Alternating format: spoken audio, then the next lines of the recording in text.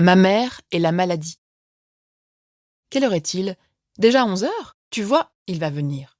Donne-moi l'eau de Cologne et la serviette éponge. Donne-moi aussi le petit flacon de violette. Et quand je dis de violette, il n'y a plus de vraie odeur de violette. Ils la font avec de l'iris. Et encore, la font-ils avec de l'iris? Mais tu t'en moques, toi, Minet chérie. Tu n'aimes pas l'essence de violette. Qu'ont donc nos filles à ne plus aimer l'essence de violette? Autrefois, une femme vraiment distinguée ne se parfumait qu'à la violette. Ce parfum dont tu t'inondes n'est pas une odeur convenable. Il te sert à donner le change. Oui, à donner le change. Tes cheveux courts, le bleu que tu mets à tes yeux, ces excentricités que tu te permets sur la scène, tout ça, c'est comme ton parfum, pour donner le change. Mais oui, pour que les gens croient que tu es une personne originale et affranchie de tous les préjugés. Pauvre Minet chérie. Moi, je ne donne pas dans le panneau. Défais mes deux misérables petites nattes, je les ai bien serrées hier soir pour être ondulées ce matin. Sais-tu à quoi je ressemble? À un poète sans talent, âgé et dans le besoin. On a bien du mal à conserver des caractéristiques d'un sexe passé un certain âge. Deux choses me désolent dans ma déchéance. De plus pouvoir laver moi-même ma petite casserole bleue à bouillir le lait et regarder ma main sur le drap. Tu comprendras plus tard que jusqu'à la tombe on oublie, à tout instant, la vieillesse. La maladie même ne vous contraint pas à cette mémoire-là. Je me dis à chaque heure, j'ai mal dans le dos, j'ai mal affreusement à la nuque. Je n'ai pas faim. La digitale m'enivre et me donne la nausée. Je vais mourir, ce soir, demain, n'importe. Mais je ne pense pas toujours au changement que m'a apporté l'âge. Et c'est en regardant ma main que je mesure ces changements. Je suis tout étonnée de ne pas trouver, sous mes yeux, ma petite main de 20 ans. Chut! Tais-toi un peu que j'écoute. On chante. Ah! C'est l'enterrement de la vieille Madame l'ouvrier. Quelle chance! On l'enterre enfin. Mais non, je ne suis pas féroce. Je dis quelle chance parce qu'elle n'embêtera plus sa pauvre idiote de fille, qui a 55 ans et qui n'a jamais osé se marier par peur de sa mère. Ah, les parents. Je dis quelle chance. Quelle chance qu'il y ait une vieille dame de moins sur la terre. Non, décidément, je ne m'habitue pas à la vieillesse, pas plus à la mienne qu'à celle des autres. Et comme j'ai 71 ans, il vaut mieux que j'y renonce. Je ne m'y habituerai jamais. Sois gentille, Minet chérie. Pousse mon lit près de la fenêtre que je vois passer la vieille Madame Levrier. J'adore voir passer les enterrements. On y apprend toujours quelque chose. Que de monde! C'est à cause du beau temps. Ça leur fait une jolie promenade. S'il pleuvait, elle aurait eu 3 chats pour l'accompagner, et M. Mirou ne mouillerait pas cette vieille chape noire et argent. Et tant de fleurs! Oh, les vandales! Tout le rosier soufre du jardin Lévrier y a péri. Pour une si vieille dame, ce massacre de jeunes fleurs. Et regarde la grande idiote de fille, j'en étais sûre. Elle pleure toutes les larmes de son corps. Mais oui, c'est logique. Elle a perdu son bourreau, son tourment, le toxique quotidien dont la privation va peut-être la tuer. Derrière elle, c'est ce que j'appelle les gueules d'héritiers. Ah, ces figures. Il y a des jours où je me félicite de ne pas vous laisser un sou. L'idée que je pourrais être suivie jusqu'à ma demeure dernière par un gars roux comme celui-là, le neveu, tu vois, celui qui ne va plus penser qu'à la mort de la fille. Oh! Vous autres au moins, je vous connais, vous me regretterez. À qui écriras-tu 2 fois par semaine, mon pauvre Minet chéri? Et toi, ce n'est rien encore. Tu t'es évadé, tu as fait ton nid loin de moi. Mais ton frère aîné, quand il sera forcé de passer raide devant ma petite maison en rentrant de ses tournées, qu'il n'y trouvera plus son verre de sirop de groseille et la rose qu'il emporte entre ses dents. Oui, tu m'aimes. Mais tu es une fille, une bête femelle, ma pareille et ma rivale. Lui, j'ai toujours été sans rival dans son cœur. Suis-je bien coiffée? Non, pas de bonnet, rien que ma pointe de dentelle espagnole, il va venir. Toute cette foule noire a levé la poussière, je respire mal. Il est près de midi, n'est-ce pas? Si on ne l'a pas détourné en route, ton frère doit être à moins d'1 lieue d'ici. Ouvre à la chatte, elle sait aussi que midi approche. Tous les jours, elle a peur, après sa promenade matinale, de me retrouver guérie. Dormir sur mon lit, la nuit et le jour, quelle vie de cocagne pour elle.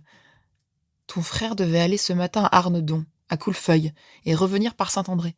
Je n'oublie jamais ses itinéraires. Je le suis, tu comprends? À Arnedon, il soigne le petit de la belle Artémise. Ces enfants de filles, ils souffrent du corset de leur mère, qui cache et écrase leur petit sous un busc. Hélas, ce n'est pourtant pas un si outrageant spectacle qu'une belle fille impénitente avec son ventre tout chargé. Écoute, c'est la voiture en haut de la côte. Minet chérie, Ne dis pas à ton frère que j'ai eu 3 crises cette nuit. D'abord, je te le défends. Et si tu ne lui dis pas, je te donnerai le bracelet avec les 3 turquoises. Tu m'ennuies avec tes raisons. Il s'agit bien d'honnêteté. D'abord, je sais mieux que toi ce que c'est que l'honnêteté. Mais à mon âge, il n'y a plus qu'une vertu. Ne pas faire de peine. Vite, le second oreiller dans mon dos, que je me tienne droite à son entrée. Les 2 roses, là, dans le verre. Ça ne sent pas la vieille femme enfermée ici. Je suis rouge. Il va me trouver moins bien qu'hier. J'aurais pas dû parler si longtemps, c'est vrai. Tire un peu la persienne. Et puis, écoute, Miné chérie, prête-moi ta houppe à poudre.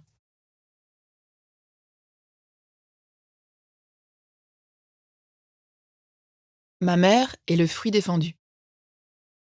Vint un temps où ses forces l'abandonnèrent. Elle en était dans un étonnement sans bornes, et n'y voulait pas croire. Quand je venais de Paris la voir, elle avait toujours, quand nous demeurions seuls l'après-midi dans sa petite maison, quelques péchés à m'avouer. Une fois, elle retroussa le bord de sa robe, baissa son bas sur son tibia, montrant une meurtrissure violette, la peau presque fendue. « Regarde-moi ça. Qu'est-ce que tu t'es encore fait, maman ?» Elle ouvrait de grands yeux, pleins d'innocence et de confusion. « Tu ne le croirais pas ? Je suis tombée dans l'escalier. »« Comment tomber ?»« Mais justement, comme rien. Je descendais l'escalier, je suis tombée, c'est inexplicable. »« Tu descendais trop vite ?»« Trop vite ? Qu'appelles-tu trop vite ? Je descendais vite. Ai-je le temps de descendre un escalier à l'allure du roi Soleil ? Et si c'était tout ? Mais regarde !» Sur son joli bras, si frais encore, auprès de la main fanée, une brûlure enflait sa cloque d'eau. « Oh, qu'est-ce que c'est encore ? Ma bouillotte chaude. La vieille bouilloire en cuivre rouge ? Celle qui tient 5 litres ? Elle-même. À qui se fier ? Elle qui me connaît depuis 40 ans. Je ne sais pas ce qui lui a pris. Elle bouillait à gros bouillon. J'ai voulu la retirer du feu et crac, quelque chose m'a tourné dans le poignet. Encore heureux que je n'ai que cette cloque. Mais quelle histoire ! Aussi, j'ai laissé l'armoire tranquille. Elle rougit vivement et n'acheva pas. « Quelle armoire ?» demandai-je d'un ton sévère. Ma mère se débattit, secouant la tête comme si je voulais la mettre en laisse. « Rien, aucune armoire. Maman, je vais me fâcher. Puisque je dis « j'ai laissé l'armoire tranquille », fais-en autant pour moi. Elle n'a pas bougé de sa place, l'armoire, n'est-ce pas ? Fichez-moi tous la paix, donc. » L'armoire, un édifice de vieux noyer, presque aussi large que haut, sans autre ciselure que la trace toute ronde d'une balle prussienne entrée par le battant de droite et sortie par le panneau du fond. Tu voudrais qu'on la mît ailleurs que sur le palier, maman ? Elle eut un regard de jeune chatte, faux et brillant dans sa figure ridée. Moi ? Je la trouve bien là, qu'elle y reste. Nous convînmes quand même, mon frère, le médecin et moi, qu'il fallait se méfier. Il voyait ma mère chaque jour, puisqu'elle l'avait suivie et habitait le même village. Il la soignait avec une passion dissimulée. Elle luttait contre tous ces maux avec une élasticité surprenante, les oubliait, les déjouait, remportait sur eux des victoires passagères et éclatantes, rappelait à elle, pour des jours entiers, ses forces évanouies, et le bruit de ses combats, quand je passais quelques jours chez elle, s'entendait dans toute la petite maison, où je songeais alors au fox réduisant le rat. À 5 heures du matin, en face de ma chambre, le son de cloche du seau plein posé sur l'évier de la cuisine m'éveillait. « Que fais-tu avec le seau, maman ? Tu peux pas attendre que Joséphine arrive ?» Et j'accourais. Mais le feu flambait déjà, nourri de fagots secs. Le lait bouillait, sur le fourneau à braise pavé de faïence bleue. D'autre part fondait dans un doigt d'eau une tablette de chocolat pour mon déjeuner. Carrée dans son fauteuil de paille, ma mère moulait le café embaumé qu'elle torréfiait elle-même. Les heures du matin lui furent toujours clémentes. Elle portait sur ses joues leur couleur vermeille. Fardée d'un bref regain de santé, face au soleil levant, elle se réjouissait, tandis que tintait à l'église la première messe, d'avoir déjà goûté, pendant que nous dormions, à tant de fruits défendus. Les fruits défendus, c'était le seau trop lourd tiré du puits, le fagot débité à la serpette sur une bille de chêne, la bêche, la pioche, et surtout l'échelle double accolée à la lucarne du bûcher. C'était la treille grimpante dont elle rattachait les sarments à la lucarne du grenier, les hampes fleuries du lilas trop haut, la chatte prise de vertige et qu'il fallait cueillir sur le faîte du toit. Tous les complices de sa vie de petite femme rondelette et vigoureuse, toutes les rustiques divinités subalternes qui lui obéissaient et la rendaient si glorieuse de se passer de serviteur, prenaient maintenant figure et position d'adversaire. Mais il comptait sans le plaisir de lutter, qu'il ne devait quitter ma mère qu'avec la vie. À 71 ans, l'aube la vit encore triomphante, non sans dommage. Brûlée au feu, coupée à la serpette, trempée de neige fondue ou d'eau renversée, elle trouvait le moyen d'avoir déjà vécu son meilleur temps d'indépendance avant que les plus matineux aient poussé leurs persiennes, et pouvait nous conter l'éveil des chats, le travail des nids, les nouvelles que lui laissaient, avec la mesure de lait et le rouleau de pain chaud, la laitière et la porteuse de pain, la chronique enfin de la naissance du jour. C'est seulement une fois que je vis, un matin, la cuisine froide, la casserole d'émail bleu pendue au mur, que je sentis proche la fin de ma mère. Sont mal connues maintes rémissions, pendant lesquelles la flamme à nouveau jaillit de l'âtre, et l'odeur de pain frais et de chocolat fondu passa sous la porte avec la patte impatiente de la chatte. Ces rémissions furent le temps d'alertes inattendues. On trouva ma mère et la grosse armoire de noyer chue toutes deux en bas de l'escalier, celle-là ayant prétendu transférer celle-ci en secret de l'unique étage au rez-de-chaussée. Sur quoi mon frère aîné exigea que ma mère se tînt en repos et qu'une vieille domestique couchât dans la petite maison. Mais que pouvait une vieille servante contre une force de vie jeune et malicieuse, telle qu'elle parvenait à séduire et entraîner un corps déjà à demi enchaîné par la mort? Mon frère, revenant avant le soleil d'assister un malade dans la campagne, surprit un jour ma mère en flagrant délit de la pire perversité.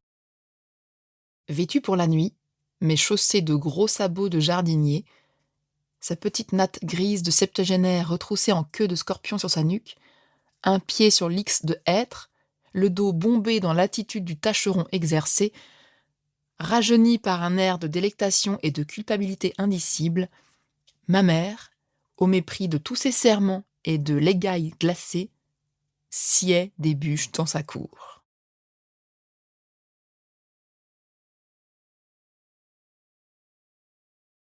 La merveille. C'est une merveille. Une merveille. Je le sais bien, elle s'arrange pour ça, elle le fait exprès. Cette réplique me vaut de la dame que je connais un peu un regard indigné. Elle caresse encore une fois, avant de s'éloigner, la tête ronde de Pati-Pati et soupire « Amour, va !» sur l'air de pauvre martyr incompris.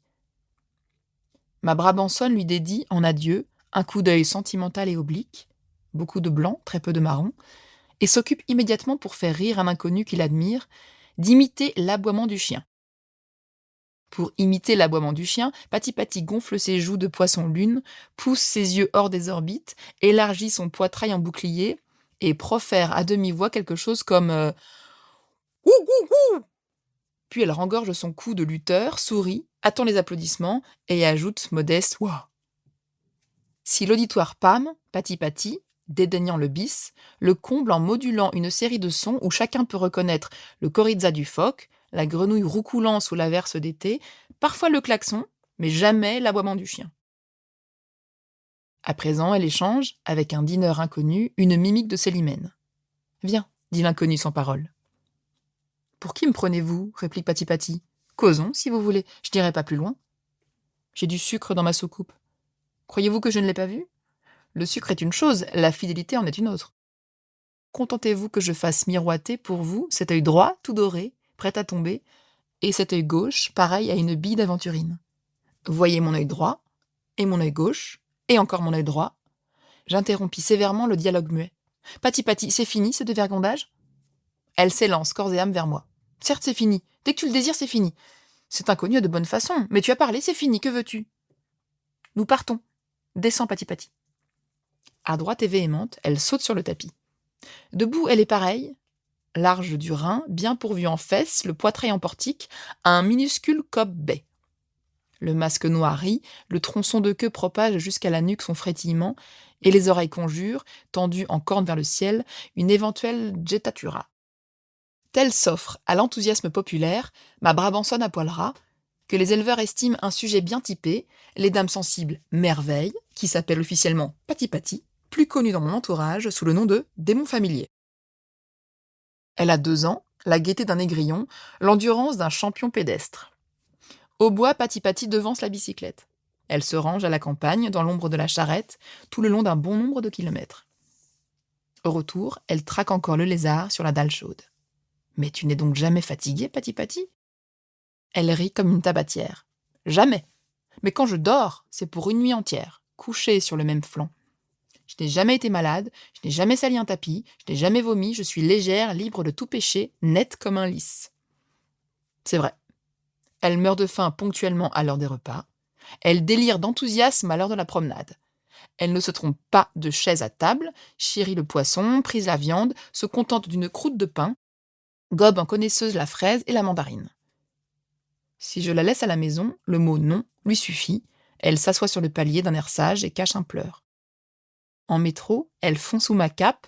En chemin de fer, elle fait son lit elle-même, brassant une couverture et la moulant en gros plis.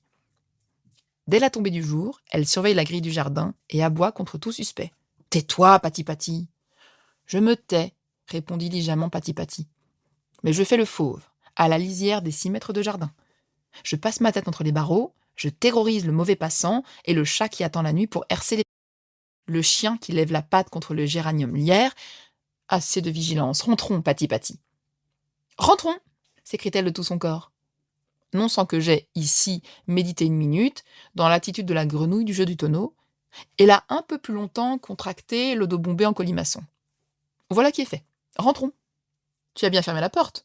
Attention, tu oublies une des chattes qui se cache sous le rideau et prétend passer la nuit dans la salle à manger. Je te louspille et je te la déloge et je te l'envoie dans son panier. Hop, ça y est. À notre tour. Qu'est-ce que j'entends du côté de la cave ? Non, rien. Ma corbeille, mon pan de molleton sur la tête et plusieurs jantes, ta caresse. Merci, je t'aime. À demain. Demain, si elle s'éveille avant 8 heures, elle attendra en silence, les pattes au bord du panier, les yeux fixés sur le lit. La promenade d'11 heures la trouvera prête et toujours impeccable. Si c'est jour de bicyclette, Pati-Pati arque son dos pour que je la saisisse par la peau et que je l'installe en avant du guidon, toute ronde dans un panier à fraises.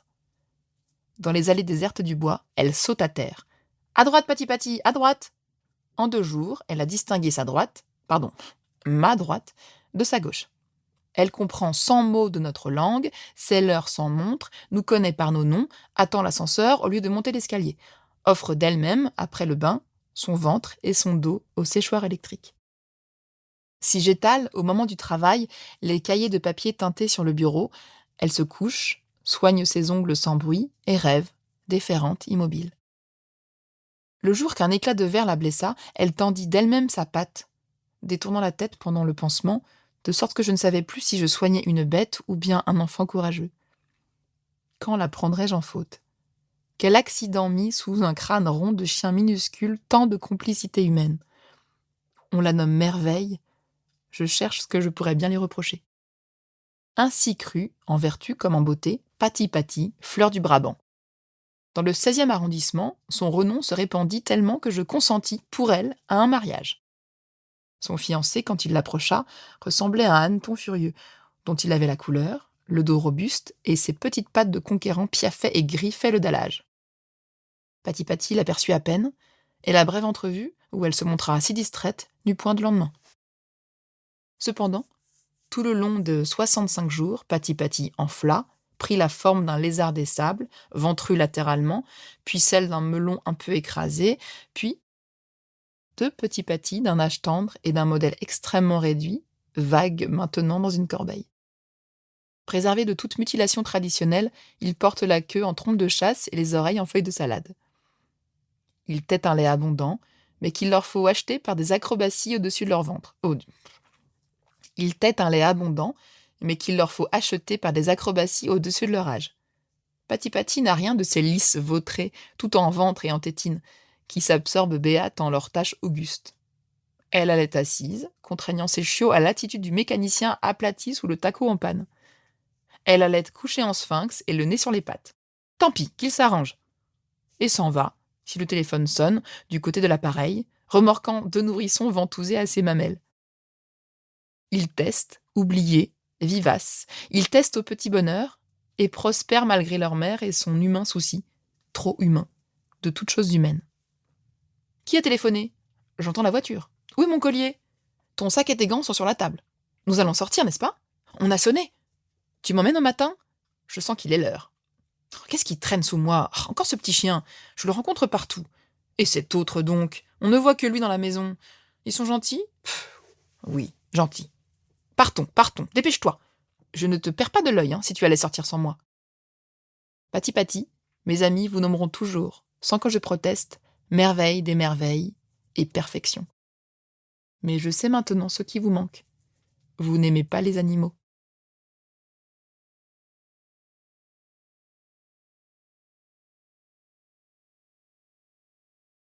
Bas tout.